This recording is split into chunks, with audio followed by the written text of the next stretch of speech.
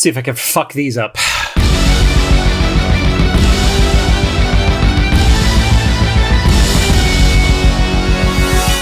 Welcome to X-Men Evolution, episode 26 of Cyclops is Waiting for Me, an animated... Fuck! Yep. Good start to the year. I'm JC, and apparently I forgot how to be a podcaster. I also hopefully have edited that video at this point, but it goes live. Legos thing? Yeah, now I'm really giving myself a deadline by saying that it needs to be live before this episode goes live. There you go. You're not a YouTuber unless you set an unattainable deadline that you created yourself. Dude, I just gotta say, it is so hard to do a real-time commentary on a Lego build made for video. Like, it's one thing if you're doing it on Twitch because you're chatting with your chat and stuff, and you could go off on tangents. It was like 45 minutes of me building this fucking jet, and I'm like, I don't know what to say for this. I'm definitely going to have to do portions of it that are sped up, and I hope you liked watching it. Yeah, or like hard cut stuff. Do you want to see this wing get built? And done. I'm Rod. I'm excited about this episode because John doesn't know what's coming. Oh, you probably have an idea of why, but man, for the first time, I might have a bulk of information instead of asking a bunch of dumb questions. New year, new me. One time. Probably not. Still music. Yeah, still music. And I am also being held captive by my cat, Lucy, who decided she wants to sleep on my lap, but also in a way that traps one of my arms. Before we get into the rigmarole of everything, I gotta say, our friends Nathan and his girlfriend had a cat recently appear in their Instagram videos. And for a half second, I was like, did Rod bring Lucy over to Nathan's house? So, funny story about that. Nathan started off Nathan Kessel, just so everybody knows the name and you could look it up. Cheese of Truth, cat mode. Funny enough, cat mode guy didn't have a cat until last week. Nathan fulfilled a now 4-year tradition. Every year, 4 years in a row now, one of my friends texts me a random photo of a black cat to tell me that they've adopted a black cat after I got Lucy. Nathan did the same thing. He sent me a video of a black cat that he rescued. I will never do that because I'll die. Not to jinx you. Nope. 2 of the other people said that Shawnee was allergic. She got 2. Nathan wasn't getting one because I think he's allergic to or something. And then, they weren't getting because they have chinchillas. I guess they're going to make it work. But then they just randomly. But also black cats are the best. So they also debuted the black cat in a video with the chinchillas. So yeah. Anyway, black cat. X-Men. Yeah. Cyclops is Waiting for Me is our weekly podcast series where we're going back and watching every single X-Men animated episode we could find, along with some bonus episodes. Our first series started with the original 1992 X-Men the animated series, building up to the release of X-Men 97, which we thought was coming to Disney Plus last year. But until that happens, we'll be covering other X-Men animated series like this one, X-Men Evolution. As of right now, it looks like, would you mention like this late spring? So we have 2 possibilities, because right now we have the announced prequel comic, which is 4 issues, that is coming out at the end of March, is the first issue. What I don't know is if that is going to be a monthly or if it's going to be a weekly. Because if it's a weekly, that can mean we could get this as soon as the end of April. If it's a monthly, 4 months out from March, sets it up to release during July, which if they release this thing during Comic-Con, I'm going to lose my goddamn mind because we're going to have to figure out how I can record from my hotel room in San Diego so we don't miss the first episode going live the day after Comic-Con ends. What if they drop all of them? They pull an Echo and they're like, here they all are. I will literally lose my shit. That would be kind of dumb too. During Comic-Con would be fucked. Which, but also, don't get me wrong, they love dropping movies during Comic-Con, but that would be fucked. But you would also like lose interest if you dropped like a series at once, right? Echo's one thing because there's like a 5 episode and it's a special thing, right? It's a spotlight. Right. I've noticed that too. There was not the traditional Marvel animation at the beginning of it. It's literally the spotlight. I haven't seen it yet, but I saw some posts about like how special presentation is like the Christmas special and then the Werewolf by Night thing. Yep. And so spotlight might be like, oh, if there's a character that had a lot of interest in one of these other shows, like let's get into their story a little bit more or something. I'm assuming we're figuring this out in real time. But we mentioned What If in the last episode. I don't know what you thought. I know you didn't love the show, but as far as the rollout, I actually like the rollout of What If being like once a day over a holiday. I was okay with it being once a day over a holiday. The challenge I ran into is there were a few episodes which I just candidly did not think were very good. Every episode that had Happy Hogan in it, I started to hate. I liked them, but I mean, I didn't like. I had fun with everything. I got what I expected. Not my favorite thing. I'm probably not going to rewatch a lot of it. But what I liked about it was like over the holidays, it was like some small thing to look forward to. You know, like I wake up the next morning and if I could see it at my left eye, I'd be like, oh, let me watch something Marvel today that's bite-sized, 30 minutes or something, 20 or 30 minutes. And also doesn't have a whole lot of impact on the greater story, so I can passively watch it. Right. I didn't dig the Nebula Noir episode. Right. Because also, like all the Nova Corps guys just literally ran into each other. Yeah. I couldn't tell who the fuck was who, because not seeing the actors, they all look like the same generic design on them. I did love the stuff with Captain Carter, though. I thought the Carter stuff was good. I was horribly disappointed by the Christmas episode, though. The Christmas episode, doing the Happy Hogan mutates thing was just, it felt fucking corny. Like I could get away with the corniness of what's her name, Darcy. Oh yeah. I could forgive that stuff, and then the heavy-handed jokes referencing Die Hard, I was even cool with that. But him turning into a random purple Hulk that just sucked. I'm sorry. The Freak or whatever. Whatever. Dude, if they gave it an official name, I don't know. Yeah, they called him the Freak. I assumed it was based in a comic thing, but I guess not. If it is, I would hate that comic. My favorite episode is the Cohorty episode. For similar reasons that Shang-Chi was so good, it's just completely in its own corner. Yeah, it could stand by itself. And I guess, minor spoiler, you can skip ahead 10 seconds if you don't want to hear this. Except for the connection with Captain Carter in the finale, not really connected with anything else. It's just its own story. And I love that they kept it in the original language. It also had a little bit of that I don't even want to call it supernatural because that's not the right phrasing for it, but the mythological feel. This is the kind of story that would happen and be passed down throughout history that people would be like, oh, that has to just be a myth. It's like when you look at the Greek gods and the Norse gods and stuff like that. This was like, oh, yeah, over time, people believe that less and less if the powers aren't present in the world. Yeah. So, yeah, people would be like, oh, no, that wasn't what actually happened. But it's like cool that it was. What an interesting concept of what if the Americas were never colonized? That's why I hope that they keep I want to see this specific multiverse, what that implies. We would probably not know each other. Right. Well, I mean, in the show, if she becomes the first hero because she gets powered by the space, or she's not the first one because obviously there's a whole tribe. If they never get colonized and then these are the heroes, and that's a completely, there's no anybody else that we know. Maybe Thor and Loki and stuff, like the off-planet people. But right. Yeah, like the only stuff that would still continue going would be the off-planet stuff because Earth was a blip on their radar until recently. Oh, and the second, I actually really liked the Hela Found the Ten Rings episode because the title was a little deceptive. It was more like, what if she fell in love with Wenwu?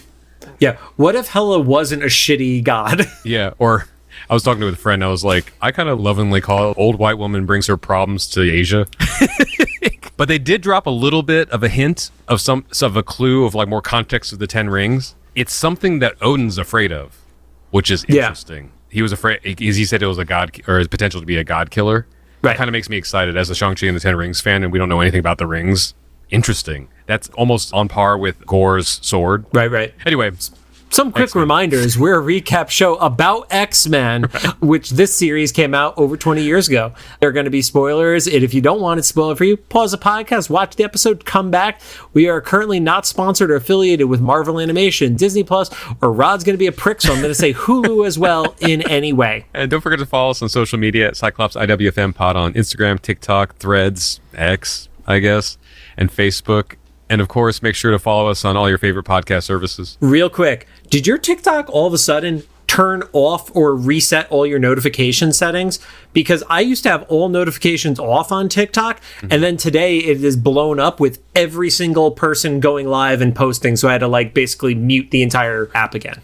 Oh, I have mine all just turned off because that was what I was, and then all of a sudden today they decided I could go fuck myself. It hasn't done that to me yet.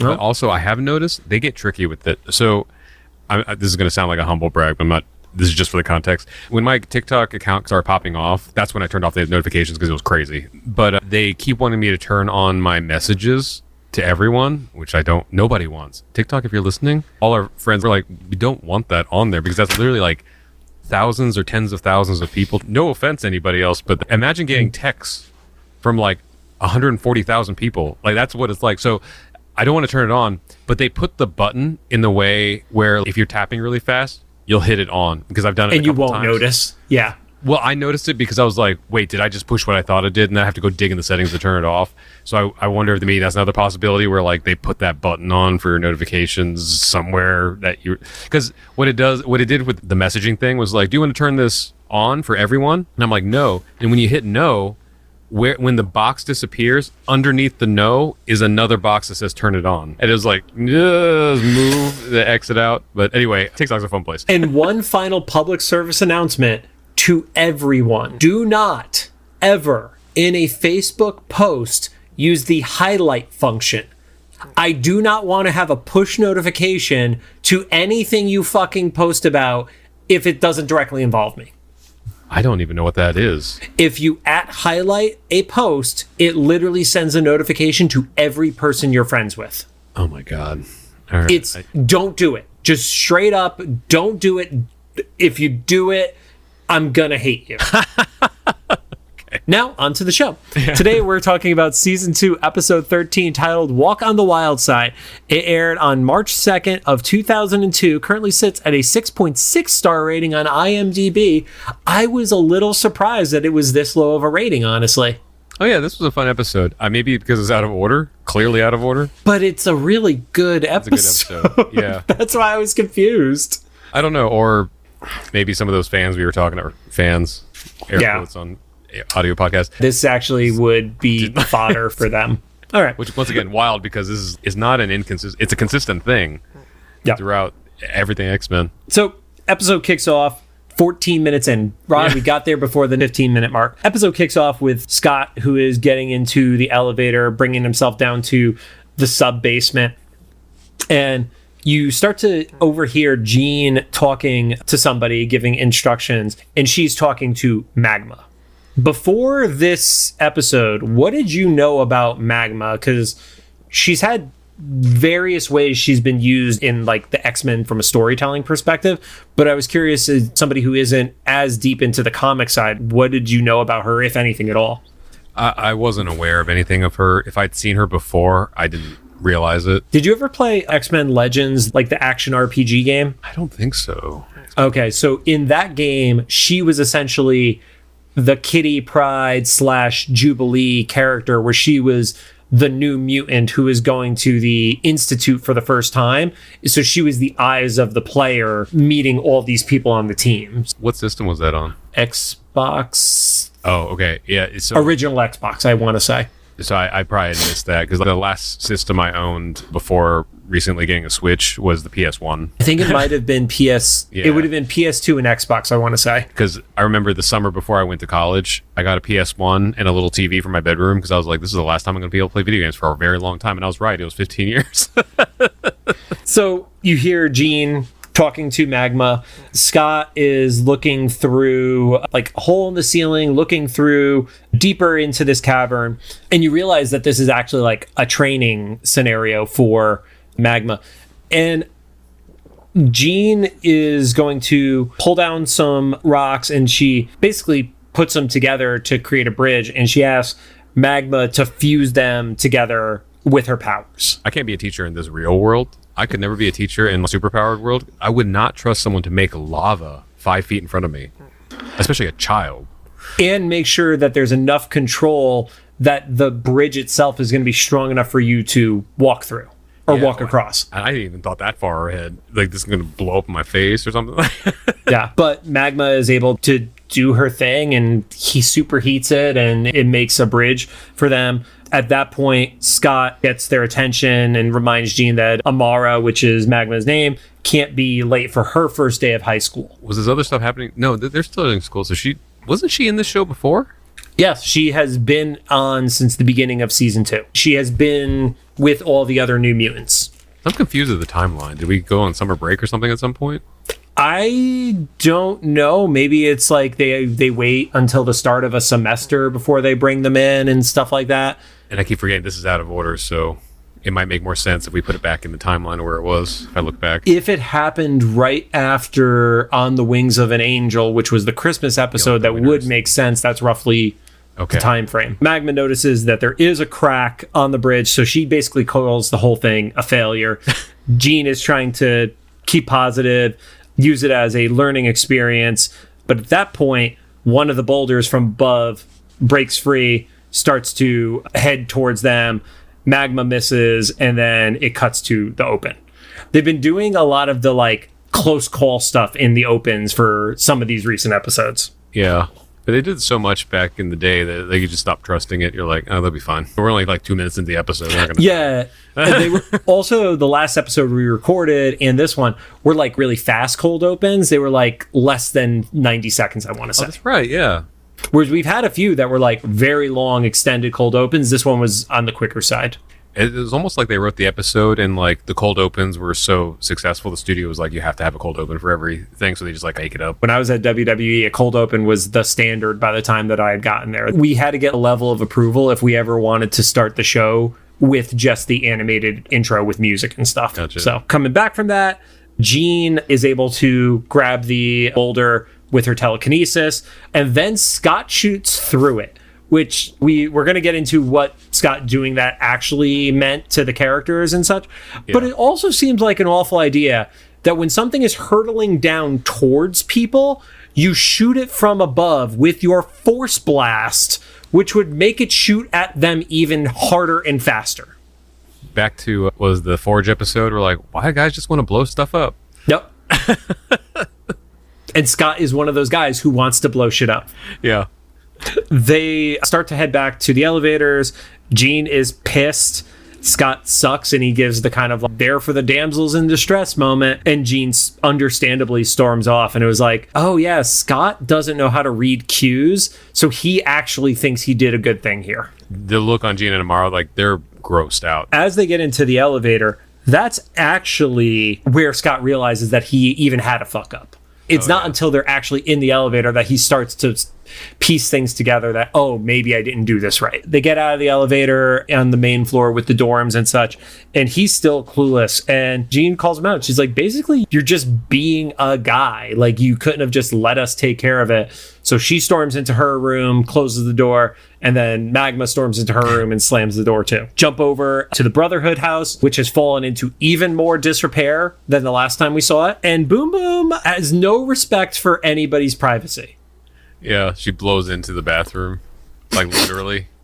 Yeah, knocks the doorknob off as Toad is taking his monthly shower. I like how he points that out. He's like, I only take a shower once a month. I can't get any privacy. He's got a point. Of all the people she should want to be using to take the shower, it's him. But she's busting in there to get mouthwash, and then she proceeds to make a drop the soap joke.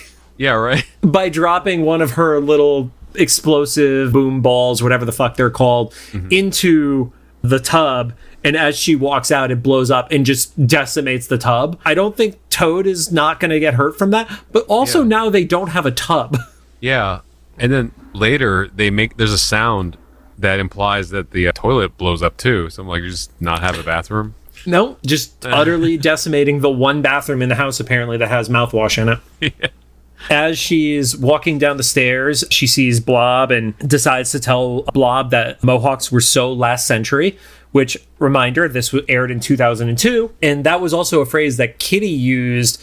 I think Kitty said last millennia for a song in a previous episode too. So there's only a few years where those jokes work, and they were utilizing the heck out of them right here. Yeah, and then also my note here was like, oh, and this is what you mentioned about his head being shaved in the previous episodes for the Sadie Hawkins dance. Right. So she then decides to just steal Lance's car, jump over Kitty, who, this is the horniest episode of the show. Yeah. Can we agree on that? Everybody here is horny at some point in the episode. Kitty is showing Magma to her first class, and then is, oh yeah, don't forget, if you sit near the window, you could check out the track team. Because Boom Boom makes the same joke later. Yeah. Boom Boom comes in, sits next to Magma.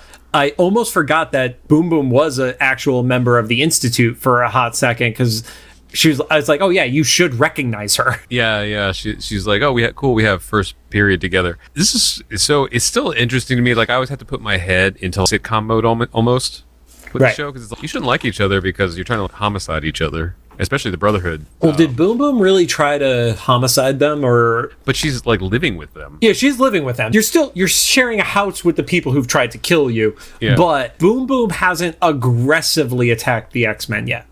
Yeah. She's asking her how she's doing. She calls them the Geek Squad or the Nerd Squad, whatever her phrasing was. And Magma mentions that Jean has been pushing her too hard, which seems like a Jean thing to do because she is still the teacher's pet from the early students and such. And Boom Boom is like, yeah, let's hang out after school, go shopping and stuff like that. And then Boom Boom magically has 3 different things of nail polish chilling on her desk and starts painting her nails. I never saw her take those out. That's another power. She can make them appear. Yeah. I forgot to say, when Boom Boom first appears, she's got headphones on and she's listening to a song that says the words that are the title of this episode. I have no idea where the song comes from. That's the song. That's the one from later, too? Yes. It is the same song throughout. Okay. Then I have notes later. Yep. We'll get to those. Yeah. So, I don't know. And then they both hornily watch the track team together. And then cut to as a class is starting. It's a perfect time to get horny. Yeah. Cut to after class is wrapped up. Jean is leaving. You could tell that she's like looking for somebody. And then a scene that I don't think you could have in a modern storytelling, given what has happened since the early 2000s. There's 3 rapid fire pops. From Boom Boom's explosions in the garbage cans, but they literally read as gunshots from an audio perspective. Yeah, that was my note here. Is after school, Boom and Magma do a drive-by, basically. Not literally. But what a choice of imagery. Well, think back to where we were in 2001, 2002. There had only been, and it's a horrible thing that I could say the phrase only, 2 major incidents at that point. Yeah, it was like Columbine was the main one, right? You had Columbine, and then was it Virginia Tech? Oh, I can't remember. Because there was the high school one, which was Columbine, and then I think it was VT that was the first college one that was major. Jean sees them driving off, and Magma just gives like a casual wave, but I didn't pick it up as like bitchy wave. I thought it was like just genuine, like, I'll see you later, like scenario. She asks to borrow the car. Scott is like, oh, I could go get that for you. Oh, you don't need me to do it. So I just put Scott is awkward and apologizes. He's trying, but he's not there yet. And Jean calls it out. She just, I don't want to be treated like the weaker sex, which I'm happy they said that one point blank, because obviously, like, you want to show as many times as you can and not always have to tell. But I think the part of the point of this entire episode is she's been showing Scott and Scott isn't getting it. So she knows she has to elevate the conversation, because if she keeps just implying, the dude's not going to pick it up. And then this next thing that happens is so funny, because I mentioned this back in the episode that now we know happens chronologically after this episode, where Duncan interrupts because he's like, hey, I bought us tickets for the Sadie Hawkins dance. And I remember back in that episode, I was like, what a choice for him to buy the tickets when the girl's supposed to ask. And I know we had a little back and forth. Well, is it really your money? Because I was like, well, my parents actually gave us the money and stuff. But then and also, like I said, I went to an all-guy high school, so a Sadie Hawkins dance literally was not a thing for us. Yeah, but I like that it was made, that whole thing happened for Jean to have this moment. She's like, hey, you missed the point. And I'm like, okay, so that was a choice to have, because it could have been any other dance instead of a Sadie Hawkins. Yeah. It was made for this episode, so we're like, this is the cracks in her and Duncan's relationship. Right. At least for right now and stuff, because he was like, of course we're going to go together, so I just bought the tickets, but you missed the part that was supposed to be fun. Right. Even if you're the one who did end up paying for the tickets or whatever the scenario was, Jean still could have been the one to say it first of, we're going to go together. Yeah. Let's get the tickets kind of scenario. But she takes Scott the keys. They both know she's pissed, and Duncan has probably his best line of the entire series. I'm glad it's not my car. Right. Which, see, I could see if the stuff before hadn't happened in the episode, I could see him being like, well, I want to drive because he has this nice sports car that's been trashed a couple times now, right? Yeah, that car has gotten fucked up at least 3 times. Yeah. Like, Sabretooth threw it through fucking parking garage. Yeah, and so he's like, you're upset, and it has nothing to do with you being a woman. I just don't want any upset person to drive my car again. No.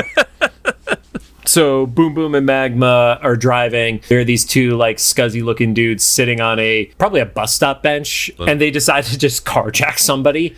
And then the carjacker blows a kiss to Boom Boom. It's a 90s, I know it's 2000s, but like 90s-ish kind of thing where it's, yeah, it's cool, I guess, for him. I mean, to hit on an underage girl. Oh yeah, I forgot about that part. Yeah, that makes it worse. Worse. Wait. Yeah. They just want to make it point blank clear. There is no nuance, deeper good in this person. Yep. So Boom Boom has like a little bit of like, even though she's a part of the Brotherhood house, like she still sees herself as not being as bad as guys like that. So they decide to chase. At a corner, Jean, who's sitting in Scott's car, sees that there's a kid who's begging to be picked up by a mom right as a carjacker is coming from the other direction and barreling down towards them. They're really loving the like near death cuts to commercial in this episode. Yeah. And once again, I think it was like because it was so heavy handed. Like, Mommy, they wanted to make sure we know this is a tub. Oh, yeah. It was Mommy, pick me up. Which also, that mom needs to get her kid under control because you do not stop in the crosswalk, you fucking dumbass. Right. Jump back from commercial, and then, as expected, Jean is able to use her telekinesis to do the big save. Unlike Jean in X-Men 92, this Jean doesn't faint very often. Oh, that's right. And she moved the whole car. That's right, yes. She brought that car to a stop. And I think you have a little bit of a moment of, oh, we could have killed that kid. Like, they're like, the carjacker is more worried about, like, they could have fucked up and hurt a kid. Mm-hmm. Like, to give them like a little bit of redeeming quality to them. They thought that they might have braked in time and got lucky or something because they don't know that it was like a superpower thing. Yeah, they were oblivious to that fact. Yeah. So chase continues. Jean gets behind Boom Boom and Magma in the Jeep. They start driving through alleys, and props to Magma because Magma is able to throw her magma balls at the tires of the car in front of them. And then they just fuck up this poor person's car that has been stolen. It doesn't. Jean actually makes a joke about it. They blow up the tires with the fireball, blast out the back of the car. Boom Boom essentially tries to murder them because she throws a million balls in the car as they're still in the car. And then doesn't Jean bury them alive? So they get out, the car blows up, they start hiding behind cinder blocks as they're like trying to climb over. Jean stops them with her telekinesis and then, yes, basically buries them like Cask of Amontillado style. Yeah, they're like, oh, this got dark. It's going to take the police a while to get through that, right? They don't have it's not cement in between, but whatever holds the bricks together. Yeah. Whatever that thing, mortar? Probably mortar, God, yeah. But we are not good at this kind of stuff, Rod. Yeah, once again, I would not survive a post-apocalyptic world. Yeah. And the only reason I think of the Cask of Amontillado again is one we've referenced in the past, but I also during Christmas break watched Fall of the House of Usher, and that is a scene that is referenced within that show as well. Oh, so, nice. And then to your point, Jean makes a comment of, "Oh yeah, great job, guys! You really saved the car." I always, whenever the X-Men or any superhero group, like even like the Avengers and the MCU, save whatever and leave like a path of destruction, I always have that image of Team America in Paris. He saved you, and everything around them is just decimated. It's why in the Marvel universe in the comics there is a company called Damage Control, and the entire point of Damage Control is to pick up the pieces in post superhero fights. Yeah. Was it Hawkeye? They showed some of the aftermath of things, and one of the Spider-Mans, because we get the Vulture. Wait, isn't that Damage Control actually referenced by name in the MCU as well? Oh, is it? I just know whatever company that the Vulture has is the one that's. Is it Damage? No. There's there's a different one. This is Damage Control that they're agents. I just can't remember which. They're the ones who are in Ms. Marvel. That's what it is. Oh, okay. Oh, the ones that invade the mosque and stuff. Yes. Oh, so that was Damage Control. So they're going to be villains in the MCU. There's also pseudo villainous stuff in the comics as well. So yeah. Well, because I can't remember her name, and I met the actor in person before who plays the one agent that's like the head agent. Racist. Yeah, I'm just interested in seeing where she goes because they've planted so many seeds of her being a huge problem down the road. I mean, she's already been like annoying and a problem, but now she's what kind of villain she's going to be in the future. Jump back over. They're at the Institute, and the news is mentioning that a group of mysterious Good Samaritans have helped stop the carjacking, but they also mention the carjackings have been a larger issue within Bayville. Yeah, and so they stopped at Greater Ring, and then the girls are all like, oh, well, let's just keep it on the DL, like they say to each other. Yeah. And isn't this where they get the idea to do more? Well, Scott is like being very judgy. Like he just gives them the raised eyebrow look kind of scenario.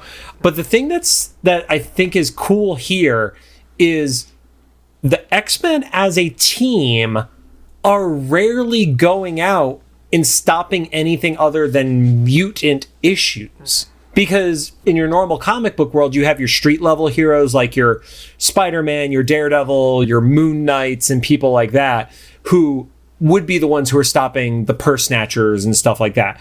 But like we've established, this world is not familiar with superheroes as a larger concept. They haven't referenced Spider-Man, the Avengers, Fantastic Four, or anything like that. So it really is just the cops who are out there. There aren't the unregistered vigilantes stopping crime, including the X-Men at this point. And once again, it was the women that took up the initiative to go to fight crime.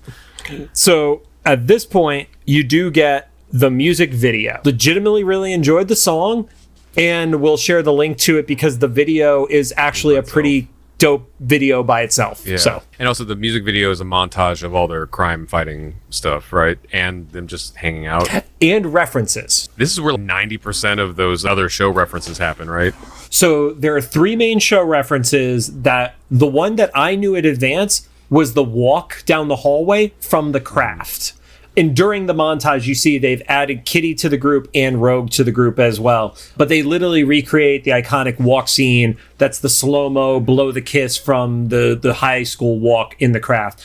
You also, and I give credit to fandom.com because they were the ones who posted this that we found, and we will reshare it on Facebook and Instagram if we could find the Instagram link for it, of course. It was from Empire Records, where they're dancing in a circle, like holding hands around one of the other people. I've never seen Empire Records, but looking at the reference image, 100% that was taken from that. And that was so detailed too. It had to have been a reference to something, even if you didn't know the reference. Exactly.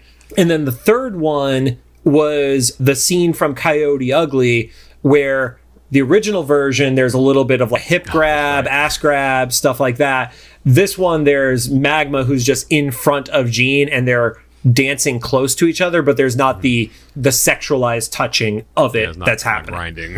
Right. I will say there was also on the Evolution fandom wiki, they said one of the references visually was She's All That. Timeline, real time, Rod posted about Sixpence None the Richer's song from She's All That, which I have a whole bunch of stuff I can't talk about on the internet publicly related to that. Rod will have that conversation over drinks. Okay. But, and granted, I have not seen that movie since I was on a date in high school, so I do not remember it in detail. But the fandom said there's a visual reference to She's All That. I didn't pick it up. If anybody who's watching knows that movie well enough and spots it, let us know. I don't think I actually ever saw She's All That. I know it's a pop culture reference, but I don't think I actually saw the movie. And what's funny is Sixpence None the Richer, they're a Christian band, and Kiss Me was their Let's Have a Radio hit. And they wrote it, and it ended up being this massive movie and stuff. So I'd known them for a few years before that movie came out. But yeah, I think I only know the stair scene, and mostly because it was parodied and not another teen movie. Like I said, I got stories about that movie and stuff adjacent. We'll talk over drinks on it. Sounds good. But big music video montage. You see them starting to pick out their outfits for what this group is going to become. You see them actually going out and fighting crime, taking care of purse snatchers, carjackers, things of that nature. Let's talk about the song, Rod. Yeah, so you messaged me a day or two ago that there's a full music video in here, and you weren't kidding, because like my note here was like Cyclops fell of his chair eavesdropping, and now there's a music video for some reason. And you weren't, I mean, it was a full-on song. It wasn't like the Dazzler in the previous episode, in the 92, where it's like you could tell it's a full song, and they used a snip of it. It's 2 minutes of song. Yeah, I'm listening to this, and where do I start? I'm trying to figure out like what's the smallest, because you keep thinking it's going to end and it keeps going. I found reference that it has 3 different names to this song. Oh, okay. So that you might know some of the stuff that I'm going to talk about. So go for it. It's a starting point for you. I went to look because I looked up before that William Anderson was the music guy for this show, but I looked at the IMDb just in case. And lo and behold, there's a new music guy on just this episode, Giovanni Moscardino. But it just says original song. That's probably the song. But also just the way the music works, it could have been anything in there. It could have been like any other snippet. So, unfortunately, he passed away the day after Christmas, recent Christmas. Of this year? Yeah, of a stroke at 61. Oh, shit. But it looks like he was mainly a dialogue and sound editor for this show, like 40 some odd episodes, and then had one song in this episode. I did see in one of the fandom wikis that they credited him with this song, but you kind of take that with a grain of salt. Right. Saw in, I forget if it was his obituary or some other link that came off of one of the things from his obituary about the music company, his publishing company where he owned, that he does his music through, and saw that he was ASCAP for his performing rights. I'm with ASCAP, so I looked up in their database his name. Yep. He has one song on there registered called Superhuman or something, and then he has another song on there that just says X-Men Evolution Cues. It was like, that could literally just be anything. Yep. But then I actually listened to the song because I paused it when the music video started. It was like, I gotta look this up. I listened to the song. So first thing that caught my attention was I guess the hook. There's a part of it that is like clearly like not interpolation. Like they were inspired by Express Yourself by Madonna. I don't know if it was on purpose or not, but it was there. Totally hear that as well. And if you were wondering, I put a note here. If you're on the official music video for Express Yourself by Madonna, at 107, that melody is very similar to what's in this song on Evolution. Then I was like, the guitar part that happens at the beginning, it happens a lot through the track at the beginning, but then after the chorus, I was like, I know this song. I thought it's another 90s song. And I looked up Sugar Ray and stuff, and I was like, oh, they inspired by something else. And then I was like, well, he did production music. So then I write production music. I don't know if I've mentioned this on the podcast before, but I'm currently in the middle of a large project for that. So I just went poking around. So I found out that Giovanni had like a pseudonym or like a production music project called like X-Ray Dog. I guess it's public information. It's under the BMG Production Music Library. So I went and looked into the BMG Music Library, a production music library, and just thumbed through his songs. Yep, Blue Wave. But it doesn't have all the lyrics in what is available on iTunes. Yeah, it doesn't have the top line, as we usually call it. Yeah, then I look. So I can send you the link too. It's in. You can purchase it to use. Let's share that on Instagram when this goes live. Yeah. What's wild though is you saw it on iTunes. It's on Spotify, but it was only posted on Spotify last summer. So either him or his production company, or BMG Music Production Group, whatever, had decided to post it last year. But just the track is not quite royalty free, but the thing is, like, if you pay for the license, then you're free to use it in whatever ways the agreement has on there. And once again, this is the kind of stuff I do. They did it in a way where they still receive credit. They probably don't get residuals or something. I don't know how everybody's contracts are different. But then when you look up in ASCAP for where that track was used, in addition to X-Men, it was also used in a trailer for a Shia LaBeouf movie back in the early 2000s called... Actually, I brought my laptop here because I had so many tabs open. I'm like, I'm not going to be able to take these notes. When I sent this to Rod, I was genuinely curious if this was going to be anything beyond the Dazzler song from X-Men 92, where it's, oh, this is legit, and then we can't find any info about it. Seeing Rod discover all this information is awesome. I genuinely love this conversation. One of the registrations for this song, alternate title, Battle of Shaker Heights movie trailer. It stars a young Shia LaBeouf. In the trailer, if you look up on YouTube, the Battle Shaker Heights 2003 trailer the archive is on a channel called The Trailerland. At 1:10, the song starts. It's the exact same track. Once again, it doesn't have the top line with the vocal on it. So this was something that Giovanni had written for a production music thing. He must have, I don't know what happened. Somebody who worked on the show might know. Was working as like an editor, and either it just came up over lunch, he was offered it, or he saw his way in because he was writing music, but he was doing like audio editing for the show instead of doing music because William was doing the music, and this opportunity just popped up. They probably had to turn this around pretty quickly, so they just lifted one of their songs, or maybe it was the reverse. Maybe they did it for this show. They had the track, and then stuff like this commercial or the production music library happened, and they needed to turn stuff around real quick, so they just stripped off the lyrics. We don't know what order it happened in. On the ASCAP registration, it doesn't even have X-Men on here. So there's a couple other things listed that may or may not be X-Men. Right. I don't know because, so it says it's listed on here, and this is all public, so I'm not doxing anybody. It's registered to a project called New Tricks 28. That could be a video game, that could be a commercial, that could be like it could have been a 5-second clip in a reality show. We don't know. Yeah. But that's all we know about it. I like how you say that's all we know about it. You have just given more information about this song than it has gotten in the last 20 years. But all that being said, if you're listening at home and you want this track to listen to it without the vocal on it, it's listed under X-Ray Dog, and the song's called Blue Wave, or the track is called Blue Wave.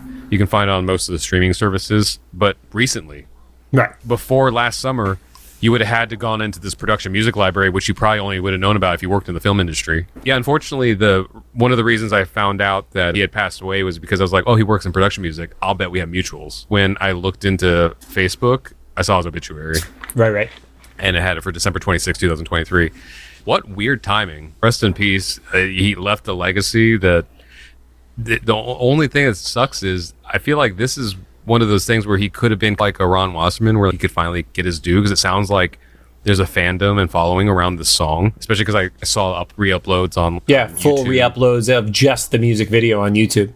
And the fandom wiki had like, lyrics posted and credited him. Yeah. And I saw some Reddit threads talking about the song and stuff, but also the general fandom or public doesn't know the official title for this song. Right, because I saw 3 different titles. I saw Walk on the Wild Side, which was the same title as the episode. I saw Don't Mess With My Kind and Only a Girl were the 3 different names I saw pop up on various fandoms. Only a Girl would make sense because that's the most repeated part, but they also say the superhuman thing, so that's why I wonder if the ASCAP registration for superhuman was it. But now that I see that, okay, you know what, it's probably the X-Men cues, unless he has other uncredited stuff in there, because on IMDb he's only credited for writing music for the one original song for the X-Men Evolution, or one episode. So what a wild thing. And this was all literally a couple hours ago, because I was watching this episode like an hour before we started recording, and the song came up and I looked up all the stuff. I was like, wait, he was here in LA. He did production music. Yeah, it's in a library I have access to. I have the database of the information and stuff. Weird. Like I said, genuinely good song. Very, like, I know 2000s, but 90s. Now the remaining mystery is, who is that singer? Who knows? Maybe someone he just hired as a session person. Maybe someone close to him. There is another writer credited on the song, Vincent something. So maybe he's able to answer some stuff. But yeah, what a wild, like, generally we're not able to find anything about these. Even, and in 92 we know Ron, and he didn't know some stuff about some of the songs they pulled from the outside. But yeah, I don't know, it's so interesting to see how stuff gets reused. It also makes me feel a lot less pressured to, I don't know how to put this, I'm always like, oh, this thing's only going to be used for one thing, so I gotta make it a certain way. But now I see this one track has been like 4 things minimum, right, that I've just been able to find, and at least 2 of them are pretty prominent. A movie trailer for a Shia LaBeouf movie in like 2002 or 3, and X-Men. Not just X-Men, but one of the most visually iconic episodes of the series, because we talked about this as we were getting into Evolution. I knew 3 things going into Evolution. I knew Goth Rogue, I knew the Buffy dance, and I knew the Craft Walk. Those were the 3 things I knew about this show before we started, and this is in one of those 3 scenes. Right. Yeah. And it's the whole song. Yeah. It wasn't just like a passing reference or something. So I don't know. Condolences to Giovanni's family and his friends and stuff. And what wild timing. Yeah. Talking about this. Because if our schedule had shifted 1 week, we'd been talking about this like 1 week before Christmas or something. That's wild. Well, Rod, I can't wait to see how you turn the last 10, 15 minutes of conversation into one 90-second clip, so it fits on Instagram, so we could conclude by telling people, if you know anything about this outside of what we've already shared, please comment on it, because we love like this aspect of the show and discovering and resurfacing awesome stuff like this from history. So yeah, very cool. So anyway, that's all. That's probably the most information I've ever had for this entire podcast. In the most respectful way possible, yes. The only other thing about the music video aspect is at the very end, Risty poking her head out from behind a corner, looking pretty pissed about it. Oh yeah, my note here was, looks like Risty/Mystique is also enjoying the music video. But at the end, she doesn't look like she's happy about them being this crew. I guess we'll find out later exactly why, because it could be a number of reasons. It could be like, oh, she's evil, she wants crime to happen, or she's worried about Rogue constantly being in danger. Or there's a third thing that we're not aware of. Yeah, right. Yep. So at the conclusion of the video, the news is talking about the Bayville Sirens, which is like a name that the town itself has dubbed on them because they know it's an all-female group of vigilantes. The part that I had to look up was the word sirens in reference to comics is usually used to describe the Gotham City Sirens or the Gotham Sirens, which is the combination of Harley Quinn, Poison Ivy, and Catwoman, I believe, were the original trio of it, and then various other female characters from the Batman universe. That name did not get used as best I could find, until 2009. Oh, yeah. Interesting. Because I had known it had existed, but I'm not as heavy a DC person as I am a Marvel person. And the first reference I could find for it was formally 2009. Okay, interesting. Yeah. But you do get a quick comment from the police chief who points out that they do want to put a stop to the vigilantism. I guess it wasn't too overplayed of a trope at this point, but it has since become, get Spider-Man or get Batman, that we don't want out there. I think the Spider-Man trope has always existed. That was the whole J. Jonah Jameson going back to the 60s. I don't know the extent of the Batman historical stories of it, though. So, quick mistake. The craft stuff actually takes place after the news report, not during the music video, where you have the confident walk through the school of all the girls. And that's where Scott overhears one of the other students mentioning that they've heard the sirens have special powers, and has a growing concern about that. And at that point, he grabs Kurt, who's very confused about anything at this point. And he's like, we got a little project to work on. Yeah, because he hasn't been in the episode yet. So he's like, wait, what's going on? Yeah, he just is there and just gets roped into this shit. Okay, what did you interpret the next scene as? Because I have my thoughts, but I'm like, am I reading too far into this? Is this back at the Brotherhood house where Boom Boom blows up the bathroom again? Yes, but she specifically uses the phrase, don't get up. So did she walk in on Toad taking a shit? I think so, because this is where, when she blows the bathroom up, you hear it sounds like the toilet exploded. Yeah. And Toad's like, I'm going to need to buy you some mouthwash. So I think that's, they were just covering their bases of like, she walks in on, because he only takes a shower once a month, and it's been less than a month. Specifically used the phrase of don't get up. So it's like he has to be pooping, right? Yeah, I think that's exactly what happened. And then she blew him up on the shitter. She's a menace. Is a menace. She then crosses paths with Blob, who's pissed off because he shaved the head. And then she's like, oh no, I guess I was wrong. Your hair did look better as a mohawk. Yeah. Lance isn't doing, he's washing dishes. Which I was shocked about. But suspiciously, nothing happens at that moment. I thought there was going to be an interaction. Right, but then she goes outside, sees that he has tried to stop his car from being stolen by chaining it up, which she immediately blows up the chain. Yeah, that's on him if he thought that was going to work. We've established Lance is probably one of the two smarter ones of the house, but that doesn't mean he's the smartest, or he's the smartest person. So she has blow-up powers. That has to be like adamantium chains or something. I would even take vibranium chains at this point. Cut back to the mansion. Nightcrawler is spying over the walls to the Institute, and he's talking like he's a secret agent to Scott. Who's right below him. Yeah.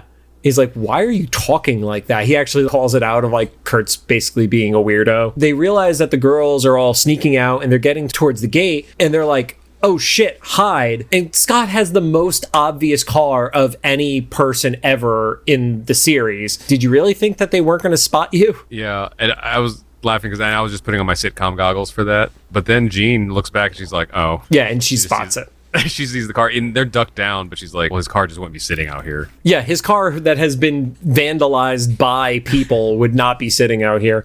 So they start driving. Jean sees that they are being followed, and then they play the most dangerous game of chicken, really dependent on Kitty's powers. I guess we don't know if you feel it if you're there, but there's no visual indication that the phasing was working before they hit the train. Right. There's nothing that it like doesn't go like pseudo transparent or anything. It's just like you're just praying that Kitty gets it to work on everybody and everything in that Jeep. Yeah. So Kitty phases them through a moving train. They come out on the other side, and then Scott has to fishtail a little bit to stop to not wreck his car and kill him and Kurt. Then there's a quick comment about, oh, we need to find a better spot to get changed. And it gives the implication they got changed at a toll booth, and the guy working the toll booth got to see it, which is why I say this is the horniest episode of the show ever. Yeah, it's wild. And at best, they just changed in their car at the toll booth. Either situation is wild. I got the changed at the car, but they're also in a Jeep with no covering on it. Yeah, that's what I mean. Yeah, so either way, I thought you meant like in the toll booth. Oh, no. There was something where it gave the impression that the guy who ran the toll booth saw it, which again, wild. 2002, that was probably the last time that joke could be made, considering they are all under 18. They then spot a carjacking happen. They're going towards it. Guy gets out of the car to pay for a toll or pay for a parking spot or something like that.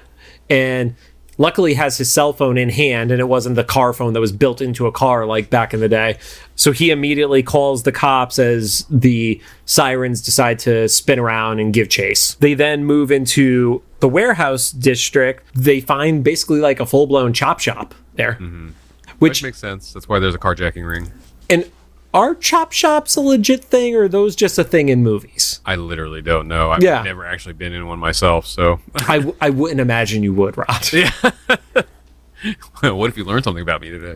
How did Rod afford to move to Los Angeles?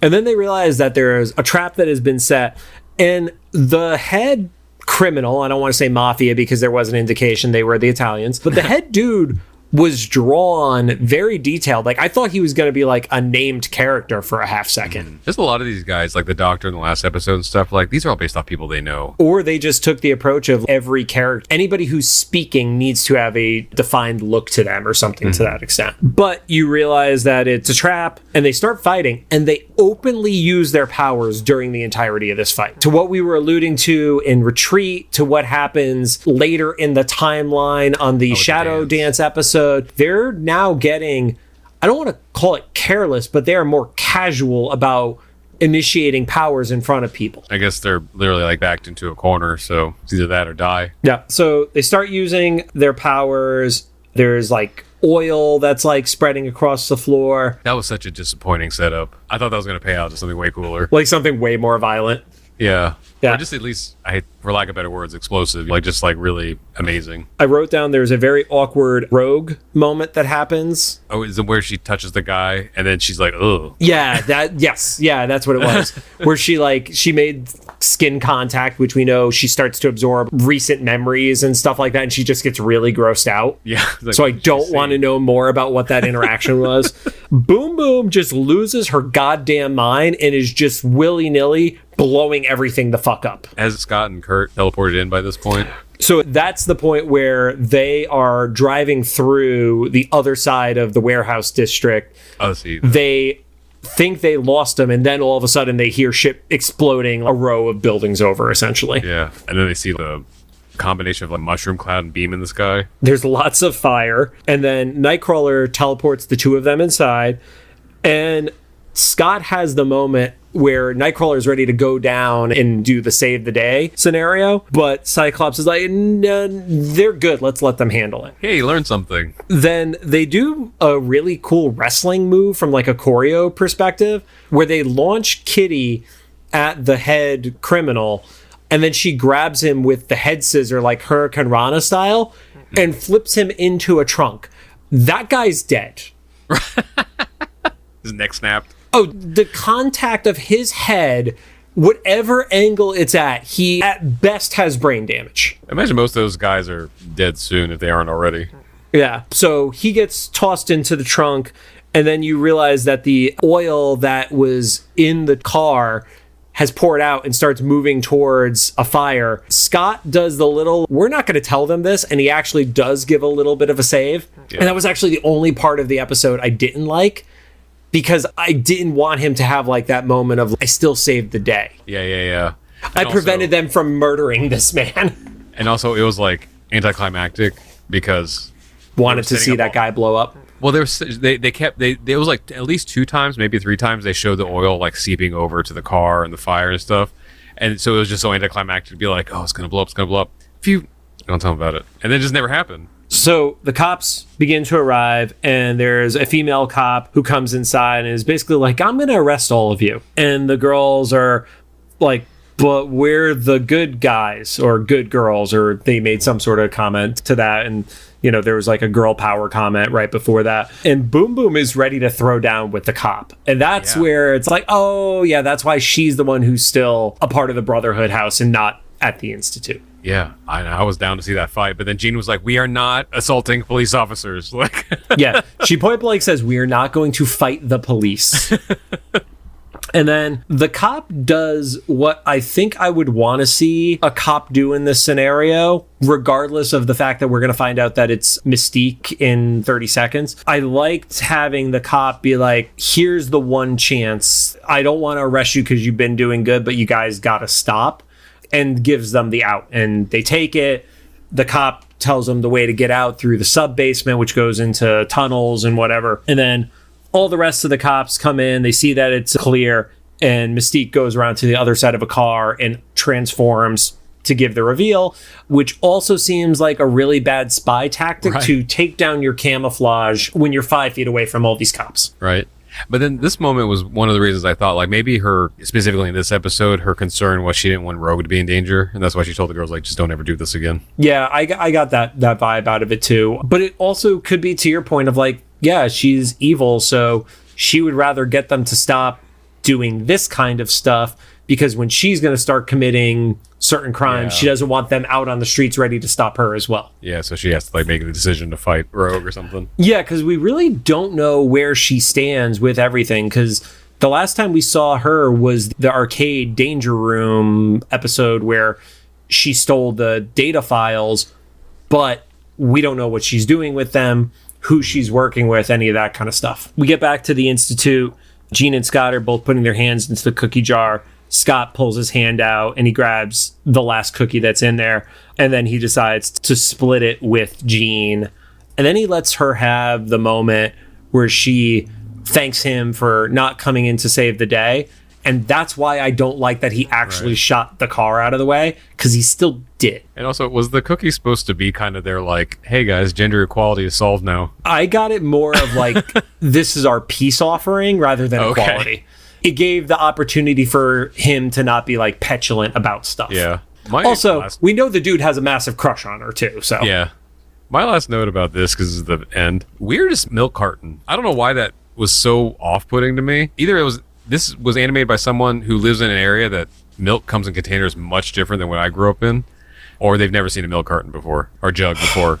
Because it was. Do you remember it? Like, no, I don't, but I'm going to have to look it up as soon as we're done. It was like box-like with like a handle that wasn't part of the jug. It was square. Like at first I thought maybe they're eating cookies, so it makes sense for them to have milk. But it was so weird looking. I thought it was maybe like a water pitcher or something. But he turns it around and says milk across the front. Future Rod has 2 assignments during this edit. One is the Instagram reel, and the other is a screenshot of the milk jug. Weird looking prop. Yeah, so they have like their little bit of a moment. Jean mentions that they took it a little bit too far with the girl power thing, which I don't think they did, honestly. No. Maybe they should have been a little more organized as a team and let people know so they had their back if needed, kind of thing. But this is kind of what I expect from a superhero team to go out and do. And they have that moment of what we've talked about with this series, where the world is not ready for them and accepting of them and things like that. She gives the moment that I think plays very well into the Sadie Hawkins dance episode. I want to be able to use my powers to help people and do it out in the open and to be appreciated. And then Scott says, to someday, when that does happen and they have a toast. And it's, I feel like this season is building up to the reveal of how people react to that, because the season started with everybody freaked out at the football game, and of course Xavier does his mind wipe and people don't remember that. Between what we know about this episode and then Shadow Dance, which canonically happens after it, even though we've already talked about it on this show, there's no going back after Shadow Dance. Yeah And this kind of echoes Beast's thing too, about someday the Doctor will be able to know more about, or I guess he doesn't even know they're mutants, whatever Beast is. Special abilities and gifts, yeah. Mm-hmm. So aside from knowing about this episode visually, I also really liked, just because it felt like it was building to something bigger, even though it didn't have a big bad in it. Yeah, and we also got to see the team do stuff that wasn't reactionary. Yeah, they were actually being proactive and going out there and being heroes, really. And they worked together, and we got this random music video. Yeah. I do think, aside from our theory about like, people who are like worried about woke Disney ruining superheroes and shit like that, there's also the ratings drop when you don't have a crystal clear villain in an episode.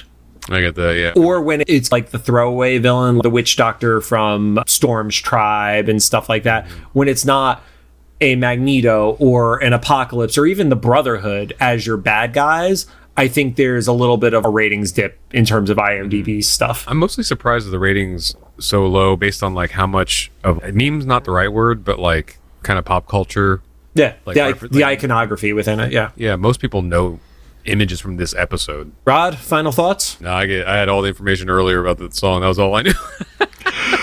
Thank you guys for joining us. If you have any thoughts, make sure to drop them into the comments for either the YouTube upload, the official Instagram post, or the Spotify comments section, which, as we mentioned in the last episode, we're going through. People are commenting and reacting to those. So, yeah, talk on Spotify. Rate us on the podcast apps that you're listening on, because that helps us. You can find us on Apple Podcasts, iHeartRadio, Amazon Music, Spotify, Google Podcasts, and Castbox, although that dropped out of our top percentages. So I don't know how many people are listen to the recent episodes on it. And I just remembered, I think we're able to link the song on Spotify since it's on Spotify. So right after this, if I did it correctly, you'll be able to hear that Blue Wave song. Good luck, Rod.